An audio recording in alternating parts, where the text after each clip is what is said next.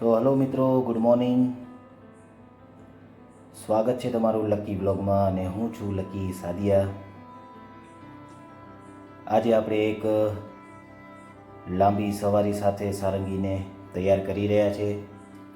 ગયા બ્લોગમાં પણ મેં આપને કીધેલું કે નેક્સ્ટ વિડીયોમાં આપણે એક લાંબી સવારી લેશું, એટલે એની તૈયારી અત્યારે ચાલુ છે. સારંગીને સામાન ચડાવવામાં આવે છે. સાથે સાથે આ નવા રૂટમાં રોડ તો આવશે જ, પણ એક જંગલ જેવો રસ્તો પણ આપણે નક્કી કર્યો છે, તો ત્યાં આપણે સારંગીને લઈ જવાની છે. ફર્સ્ટ ટાઈમ સારંગી એ રૂટ જોશે અને પાછા રિટર્ન થશું. આ રૂટમાં આપણે ટોટલ 10થી 12 કિલોમીટરની રાઈડ રહેશે.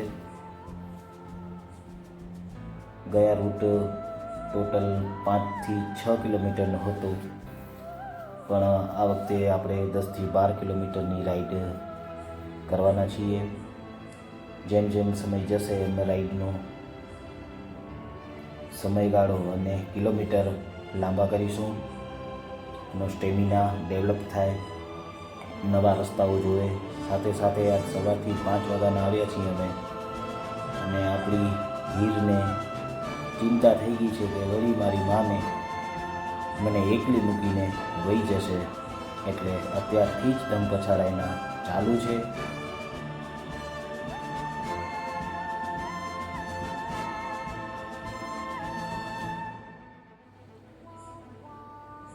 સારંગીને તૈયાર કરવામાં અડધીથી પોણી કલાક બાદ અમે અમારી રાઈડ અહીંથી ચાલુ કરી છે, અને અંદાજિત 10થી 12 કિલોમીટરની જે રાઈડ શરૂ થશે.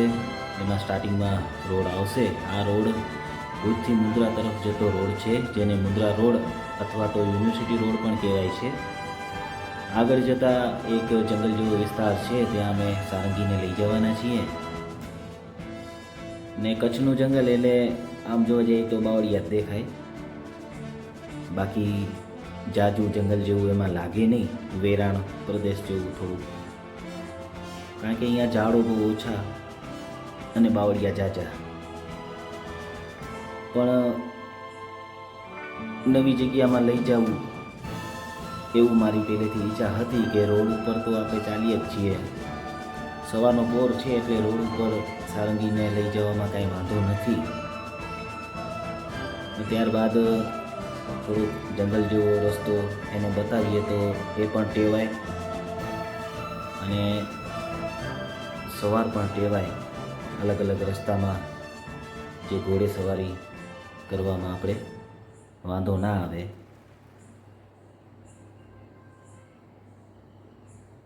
અટપટા રસ્તા લેવા એ અસવાર માટે ચેલેન્જિંગ હોય છે, અને મારા મત પ્રમાણે જો તમારામાં કોન્ફિડન્સ હોય તો થોડા અટપટા રસ્તાઓ અથવા તો ટાસ્ક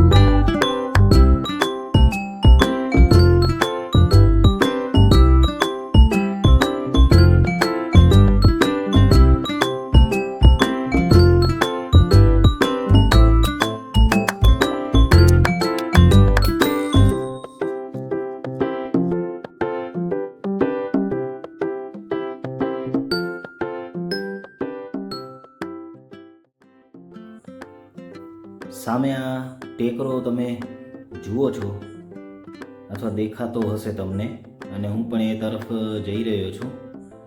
મારી એવી ઈચ્છા હતી કે સારંગીને આ ટેકરામાંથી ચડાવી અને પાછી અહીંયાથી ઉતારવી, કારણ કે ટેકરો ખૂબ જ આમ મોટો છે.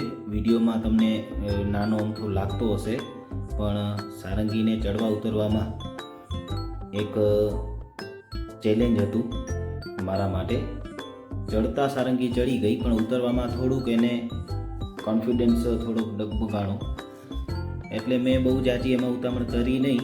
એને પહેલે વિચારવાનો સમય દીધો. ત્યાં એકાદ મિનિટ મેં એને ઊભી રાખી. પછી એને જ્યાં સુધી સંતોષ ન થયો કે ના, મારો અસવાર અને હું બંને આરામથી ઉતરી જશું, ત્યારબાદ જ એને આરામથી એ ટાસ્કને એને પૂરું કર્યું છે. ટેકરાના ચડાવ અને ઉતારના ટાસ્કને સારંગીએ સારી રીતે પૂરું કર્યું. તે બદલ મેં સારંગીને શાબાશી પણ આપી. અને સામાન્ય રીતે હરેક અસવાર એના અશ્વને સારા કામ બદલ એને શાબાશી આપતો હોય છે. અને જે અસવારો આ ફિલ્ડમાં નવા હોય તો એને પણ હું જણાવું કે હરેક રાઈડ બાદ આપના અસવારને હંમેશા શાબાશી આપતા રહો, કેમ કે અશ્વ પણ પોતે ઈચ્છતો હોય કે મારો અસવાર મારા સારા કામ બદલ મને શાબાશી આપે. તો જંગલ સફારીને પૂર્ણ કરી આપણે આપણા સ્ટેબલ તરફ પાછા ફરીએ છીએ. આખી રાઈડ આપણે વોક અને ત્રોટ ઉપર ચલાવી અને ખૂબ મજા આવી, કેમ કે સવારની રાઈડ હંમેશા માટે લાભદાયી હોય છે. જાજી અવર જવર ન હોય, ટ્રાફિક ન મળે.